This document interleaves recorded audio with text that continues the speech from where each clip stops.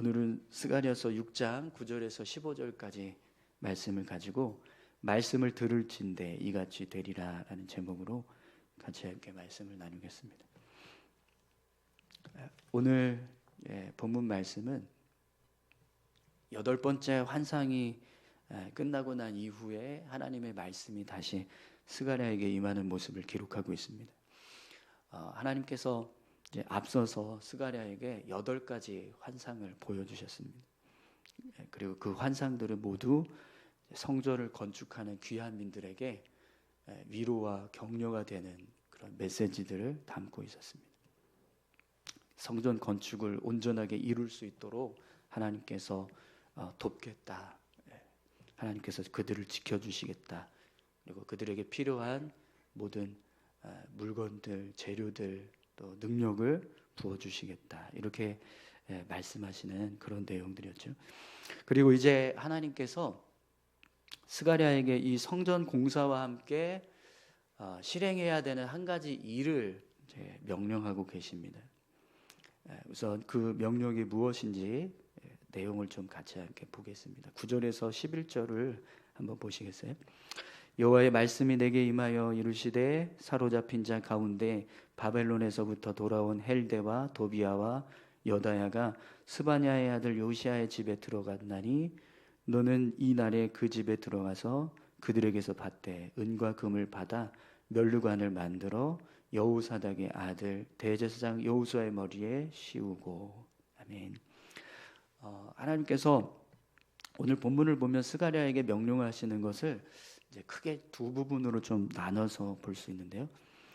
우선 첫 번째 부분은 사로잡혔던 자들 중에서 예루살렘으로 돌아온 헬데, 도비아, 여다야가 스바냐의 아들인 요시야의 집에 들어가 있는데 그들에게서 은과 금을 받아서 여호수아 대제사장을 위한 면류관을 만들라라고 명령을 하십니다. 이것이 첫 번째 이제 하나님께서 스가랴에게 말씀하시는 명령이라고 할 수 있는데요. 두 번째 명령도 한번 보겠습니다. 12절에서 14절까지 말씀인데요. 말하여 이르기를 만군의 여호와께서 이같이 말씀하시되 보라 싹이라 이름하는 사람이 자기 곳에서 돋아나서 여호와의 전을 건축하리라. 그가 여호와의 전을 건축하고 영광도 얻고 그 자리에 앉아서 다스릴 것이요 또 제사장이 자기 자리에 있으리니 이 둘 사이에 평화의 의논이 있으리라 하셨다 하고 그 면류관은 헬렘과 도비아와 여다야와 스바냐의 아들 헨을 기념하기 위하여 여호와의 전 안에 두라 하시니라. 아멘. 두 번째 하나님께서 스가랴에게 명령하신 것은 이제 면류관을 만들어서 그걸 가지고 대관식을 행하라는 것입니다.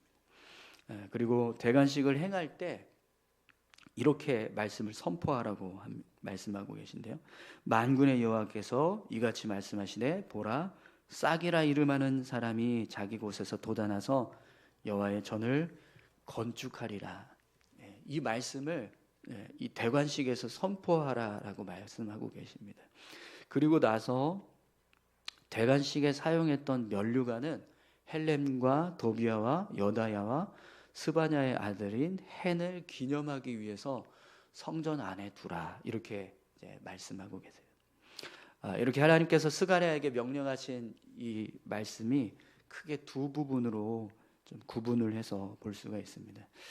사실 뭐 이렇게 하나로 봐도 상관은 없는데 편의상 오늘 말씀을 조금 더 집중해서 살펴볼 수 있도록 두 부분으로 좀 나눠서 같이 함께 보겠습니다. 오늘은 그래서 스가랴가 하나님께서 면류관을 만들라고 하셨던 말씀, 그 말씀을 좀 집중해서 살펴보고요. 내일은 대관식을 행하는 모습에 대해서 같이 좀 나눠서 살펴보도록 하겠습니다. 우선 먼저 하나님께서 면류관을 만들라고 하신 말씀을 여러분 보시면 하나님께서 이 면류관을 만들라고 하실 때 미리 선택하신 사람들이 있다는 걸 알 수 있습니다. 그렇죠? 10절에 보면 사로잡힌 자 가운데 바벨론에서부터 돌아온 헬데와 도비아와 여다야가 스바냐의 아들 요시야의 집에 들어갔나니 너는 이날에 그 집에 들어가서 그들에게서 받되라고 말씀합니다. 하나님께서 이 대제사장을 위한 면류관을 만들기 위해서 이 네 사람을 선택하셨다라는 겁니다. 그리고 이들에게 면류관을 받을 수 있는 은과 금을 받아서 스가랴에게 면류관을 만들라라고 이렇게 명령하고 계시는 것을 보게 됩니다. 그럼 여러분, 왜 하나님께서 많은 귀한민들이 있는데 그들 중에서 이 네 사람에게 이런 일을 하게 하실까요? 특별히 이 헬데와 도비야와 여다야와 스바냐의 아들인 요시야, 이 네 사람을 지금 하나님께서 이들에게 은과 금을 받아서 면류관을 만들라라고 말씀하시는 건 이들을 선택하셨다라는 거거든요, 하나님께서. 그럼 왜 하나님께서 그들을 선택하셨을까요? 사실 귀한민들이 많았을 텐데 굳이 하나님께서 이 네 사람을 선택하셔서 그들에게 이런 일을 행하라고 명령하신 이유가 뭘까요? 다른 사람들한테도 얼마든지 은금을 받아서 면류관을 만들어라 이렇게 말씀하실 수도 있었을 텐데 왜 하나님께서 이 네 사람을 선택하셨느냐라는 겁니다. 여러분, 오늘 본문을 보시면 하나님께서 이 네 사람을 선택하신 이유가 있습니다. 그 이유는요, 하나님께서 이들에게 헌신을 요구하실 만한 믿음이 있었다라는 겁니다. 몇 가지 증거가 있는데요. 우선 오늘 본문을 보시면 사로잡힌 자 가운데 바벨론에서부터 돌아온 사람들이다라고 이 네 사람을 소개하고 있습니다. 이게 무슨 뜻이냐면 이들이 예루살렘으로 돌아온 사람들이라고 하는 의미인데요. 근데 이 모습이 하나님을 사랑하는 사람들의 모습을 의미합니다. 왜 그러냐면 유다 백성들이 포로 생활을 정리하고 예루살렘으로 돌아온 모습을 보면 그냥 뭐 이렇게 며칠 떠났던 고향을 다시 돌아오게 된 모습을 보여주는 게 아니라 70년 동안 포로 생활을 하던 이제 생활 터전을 다 정리하고 아무것도 없는 예루살렘으로 돌아와서 그곳에서 새로운 삶을 시작할 것인가, 아니면 그냥 70년 동안 살았던 그 포로지에서의 생활을 계속 유지할 것인가, 그걸 선택해서 돌아온 사람들이기 때문에 그렇습니다. 70년 동안 삶을 살았던 터전을 버린다라는 건 쉬운 일이 아닙니다. 그런데 예루살렘으로 돌아왔다라는 건 그런 큰 결단을 하고 오게 되었다라는 거죠. 그래서 이 귀한 포로 생활을 접고 예루살렘으로 돌아왔다라고 하는 이 모습 자체가 이미 벌써 하나님을 향한 어떤 믿음의 모습을 담고 있다라고 이제 할 수 있는 거죠. 자, 그런데 이 모습은 귀한민들이라면 모두가 다 동일하게 가지고 있는 겁니다. 그죠? 모든 귀한민들이 다 그런 믿음을 가지고 예루살렘으로 돌아온 거예요. 그렇기 때문에 하나님께서 특별히 이 네 사람에게 뭔가 헌신을 요구할 만한 어떤 특별한 믿음의 모습이다라고 말하기에는 좀 부족함이 있습니다. 그죠? 모든 예루살렘으로 돌아온 귀한민들 자체가 다 이런 믿음을 가지고 있었기 때문에 이것이 하나님께서 이 네 사람을 특별하게 선택하셨다라고 하기에는 이제 좀 부족해요. 자, 그러면 또 어떤 모습이 하나님께서 이 네 사람을 이렇게 헌신을 요구하실 수 있을 만큼의 어떤 그런 믿음의 모습이라고 생각하시고 이들을 선택하셨는가? 두 번째 증거는요, 오늘 이들의 이름이 이제 기록되고 있는데 그 이름들의 뜻을 보면 이 사람들이 가지고 있는 믿음의 모습이 어떤 모습인가 짐작하게 됩니다. 헬데라고 하는 이름은 우두머리라고 하는 뜻을 가지고 있습니다. 그리고 이 헬데를 14절에서는 헬렘이라고 기록을 하고 있는데요. 이 헬렘이라고 하는 이름의 뜻은 꿈입니다. 꿈. 그러니까 이 헬데라고 하는 사람은 우두머리라고 하는 어떤 그런 이제 모습이었고 또 꿈을 가지고 있는 그런 모습이었다라는 걸 알 수 있습니다. 꿈을 가진 우두머리, 이런 어떤 모습을 담고 있는 사람이었다라는 거죠. 또 도비아는요, 여호와께서는 선하시다라는 뜻을 가지고 있습니다. 그러니까 도비아라는 이름 자체가 여호와는 선하십니다. 네, 이런 어떤 믿음의 고백을 담고 있다라는 거죠. 여다야는요, 여호와께서는 아신다라는 뜻을 가지고 있습니다. 네, 하나님이 아십니다. 네, 이런 뜻을 가지고 있다는 거죠. 요시야는 여호와께서 격려하신다라는 뜻을 가지고 있습니다. 그러니까 하나님이 우리를 격려하십니다. 이런 믿음을 가지고 있는 사람이 요시야였다라는 거예요. 그리고 14절에 보면 이 요시야를 헨이라고 표현하기도 합니다. 이 헨이라고 하는 이름은 친절하고 겸손한 자비와 은혜라는 뜻을 가지고 있습니다. 그러니까 이 네 사람들이 가지고 있는 이름을 보면 이들이 어떤 신앙을 가지고 있었는가를 짐작하게 합니다. 그죠? 그런데 여러분, 이 모습도 이들이 가지고 있는 이름을 가지고 그냥 그 뜻이 이런 뜻이니까 이들의 신앙도 이런 어떤 모습으로 신앙을 세우고 있었을 것이다. 하나님을 향한 어떤 믿음을 세우고 있었을 것이다. 이렇게 추측하는 겁니다. 그죠? 이 이름 자체가 이들의 신앙이 될 보다 이 이름을 통해서 이렇게 이런 믿음 가지고 있겠구나라고 이렇게 추측을 하게 되는 거죠. 그렇기 때문에 이것도 하나님께서 이들을 특별하게 생각하셔서 선택하셨다라고 하기에는 어떤 결정적인 어떤 증거는 좀 되기 어렵습니다. 자, 그러면 하나님께서 왜 이들을 선택하셔서 다른 사람들이 아닌 이 네 사람에게 은과 금을 받아서 면류관을 만들라고 말씀하셨는가? 결정적인 증거가 있는데요. 그 결정적인 증거는 뭐냐면 그들이 하나님께 은금을 내어 드렸다라는 거예요. 스가랴가 이들에게 가서 은과 금을 너희들에게 받아서 면류관을 만들라고 하나님께서 명령하셨다. 그래 내게 은과 금을 다오. 이렇게 말했을 때 그들이 은과 금을 내어 주었다라는 겁니다. 그것이 이들이 하나님을 경외하는 어떤 믿음의 모습, 그 모습의 결정적인 어떤 증거라고 할 수 있는 거죠. 여러분 본문을 보시면 10절 후미에 너는 이 날에 그 집에 들어가서 그들에게서 받되 이렇게 말씀하고 계시죠. 이 말씀은 지금 하나님이 스가랴에게 너 직접 네가 가서 이 네 사람에게 은과 금을 받아라 이렇게 명령하신 거거든요. 그러면 여러분 한번 이 상황을 한번 생각해 보십시오. 하나님께서 이 네 사람에게 말씀을 하시는 거예요. 내가 면류관을 만들고 싶은데 너희가 좀 은과 금을 제공해 다오. 이렇게 그들에게 직접 나타나셔서 말씀을 하셔서 이제 은과 금을 이제 제공받도록 그렇게 하시면 얼마나 좋을까요? 그런데 지금 이 네 사람에게 하나님이 은과 금을 받는 방법을 어떻게 지금 스가랴에게 명령하고 계시냐면 너가 가서 받아라라는 거예요. 스가랴한테 직접 가서 받으라고 말하는 겁니다.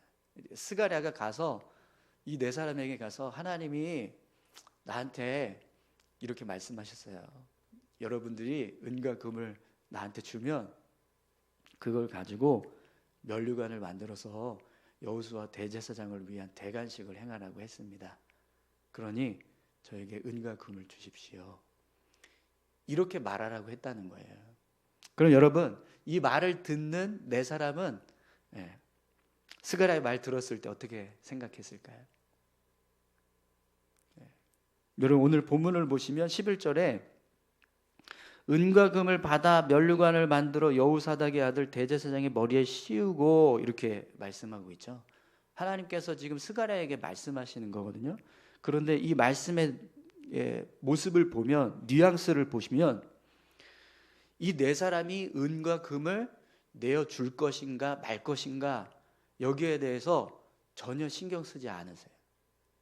이들이 지금 은을 줄 거야 아니 주지 않을 거야 이거에 대해서 염려하거나 걱정하는 마음이 1도 없으셨다라는 거예요. 그럼 뭘 의미할까요? 하나님은 이 네 사람이 스가랴가 이 말을 했을 때 그 말을 듣고 하나님의 명령이라고 믿고 선뜻 은과 금을 내어줄 수 있는 사람들이었다라는 걸 아셨다라는 겁니다. 그래서 결국에는 14절에 보면 어떻게 되죠?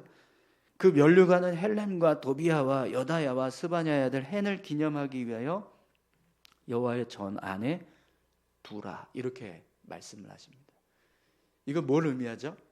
이들이 결국에는 은과 금을 내어 주었다라는 겁니다. 그죠?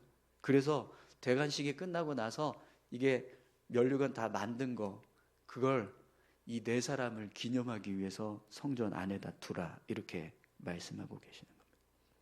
그럼 여러분, 분명히 이 모습은요, 하나님께서 이 네 사람을 선택하실 만한 믿음의 모습이라고 말씀하실 수 있습니다. 그죠? 말할 수 있습니다.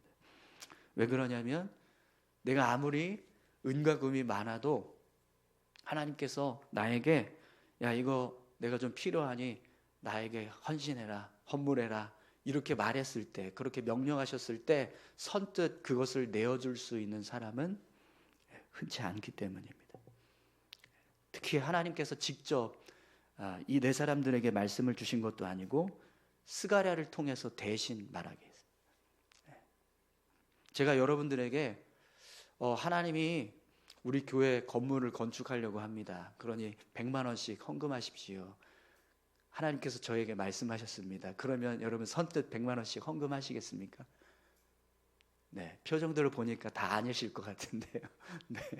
네, 지금 그런 상황이었거든요. 근데 스가랴는 그걸 이들에게 말씀을 선포했고 이들은 그걸 듣고 순종했다는 겁니다. 그럼 여러분, 분명히 이 모습은요, 하나님께서 이들의 믿음을 높이 평가하실 만한 어떤 신앙의 모습이라고 분명히 말할 수 있을 것입니다. 이렇게 여러분, 이 네 사람은 하나님께서 특별한 어떤 믿음을 보시고 이들을 선택을 하셨습니다. 그런데 여러분, 하나님께서 이들을 선택하셨다라는 건 그만큼 하나님께서 이들의 믿음을 인정하셨다라는 겁니다. 그렇지 않습니까? 그죠? 하나님께서 이들의 믿음을 그만큼 높게 보고 계셨다는 거예요. 다른 귀한민들과 다르게 이들은 내가 너를 통해서 말씀을 선포했을 때 그 말씀에 온전하게 순종할 수 있는 믿음의 사람들이다. 그러니 그들에게 가서 은과 금을 받아라, 이렇게 말씀하신 거라는 거죠. 그리고 이들은요, 순종을 통해서 그 믿음을 인정받았어요. 하나님께서 보시는 그 믿음의 그 분량만큼 그들이 그 믿음을 가지고 있다는 걸 순종으로 증명했다라는 거예요. 여러분, 하나님께서 우리에게 어떤 헌신을 요구하실 때 그 모습을 보면 충분히 우리가 감당할 수 있는 것을 요구하십니다. 그러니까 우리가 할 수 없는 어떤 불가능한 것, 도저히 감당할 수 없는 아주 불가능한 것을 우리에게 요구하시는 게 아니라 얼마든지 우리가 할 수 있는 것을 요구하신다는 거예요. 그런데 그때 어떤 사람들은요, 하나님의 말씀에 네, 제가 그렇게 하겠습니다라고 하면서 순종하는 사람이 있는가 하면 어떤 사람들은 아니요, 전 못합니다 라고 하면서 순종하지 않는 사람들이 있다라는 거죠. 그리고 그 모습을 통해서 우리의 믿음이 갈립니다. 내가 정말 하나님 앞에서 하나님의 뜻에 무엇이든지 믿음으로 나아갈 수 있는가, 믿음으로 순종할 수 있는가, 그 모습이 결국에는 우리의 믿음을 가르게 한다는 거예요. 오늘 저와 여러분들의 삶이요, 하나님의 선하신 일을 이루기 위한 믿음의 삶이 되시기를 소망합니다. 하나님께서 우리에게 어떤 일을 행하라고 말씀하셨을 때, 우리에게 어떤 헌신을 요구하셨을 때 분명히 그것은요, 하나님 우리를 선택하셨다는 거예요. 그리고 그 선택에는 하나님께서 그만큼 우리의 믿음을 인정하고 계신다는 겁니다. 너는 이 정도의 믿음으로 삶을 살아갈 수 있어. 너는 이 정도를 할 수 있는 믿음이 있어. 나를 위해서 이 정도로 살아갈 수 있는 그런 믿음이 있어. 이렇게 말씀하신다는 겁니다. 그런데 여러분, 그 믿음이 진짜 믿음인가 아니면 가짜인가, 그것을 결정하는 가장 중요한 포인트는요, 하나님의 그 말씀에 우리가 순종을 하느냐 하지 않느냐라는 겁니다. 네, 여러분, 이 오늘 세 가지 이 모습을 제가 이렇게 묵상하면서 이렇게 예배 전에 기도하는데 그런 생각이 들더라고요. 다 교회 다닙니다. 우리 교회 성도들을 보면 다 교회 다니니까 다 그 모습만 보면 다 하나님 사랑하는 것 같고 하나님 잘 섬기는 것 같습니다. 그렇죠? 그런데 하나님께서 특별하게 선택하실 수 있는 믿음의 사람은 그 모습이 아니라는 겁니다. 여러분, 이 네 사람이 이름에서 자기들이 어떤 신앙의 모습을 가지고 있는가를 이렇게 어떤 추측할 수 있는 그런 이름이었어요. 여러분, 우리가 다 직분을 가지고 있잖아요. 저는 목사고, 여러분들은 뭐 장로님, 뭐 권사님, 뭐 집사님, 뭐 다 직분이 있습니다. 그 직분을 보면 이 정도 믿음이 있겠구나라고 생각할 수 있습니다. 그렇죠? 그런데 그게 진짜 내 믿음인가? 그걸 증명하기에는 부족함이 있습니다. 그럼 우리 믿음을 정말 하나님 앞에서 내가 이런 믿음을 가지고 있습니다라는 걸 증명할 수 있는 결정적인 증거는 뭐가 되어야 할까요? 순종하느냐 아니냐라는 겁니다. 하나님 말씀에 순종하느냐 아니냐. 오늘 저와 여러분들이요, 순종을 통해서 우리의 믿음을 증명할 수 있기를 소망합니다. 그래서 여러분, 오늘 본문을 보시면 하나님께서 이 은과 금을 스가랴에게 내어준 이 사람들의 이름을 기억할 수 있도록 면류관을 성전에 두라, 이렇게 말씀을 하세요. 이 네 사람의 이름이 기억될 수 있게 하도록. 이것은요, 그들의 행동이 하나님이 보실 때 합당했다라는 겁니다. 하나님께서 그들에게 요구하셨던 어떤 믿음의 모습에 대해서 그들이 충분히 그 믿음을 증명했다는 거죠. 그렇기 때문에 그 믿음에 증명한 그 모습을 기념하기에 충분히 가치가 있다. 하나님께서 원하신 어떤 믿음의 모습으로 삶을 살았던 그 모습을 보시고 하나님이 기뻐하셔서 그걸 계속해서 기억하게 하시는 일을 하셨다라는 겁니다. 그것처럼 여러분, 오늘 저와 여러분들도요, 정말 하나님께서 우리 믿음을 인정해 주시고 또 우리가 살아가는 어떤 믿음의 모습을 통해서 우리의 믿음을 인정해 주셨던 그 하나님의 그 마음을 흡족하게 해드리는 그런 삶을 우리가 살아갈 수 있었으면 좋겠습니다. 우리 같이 기도하실까요?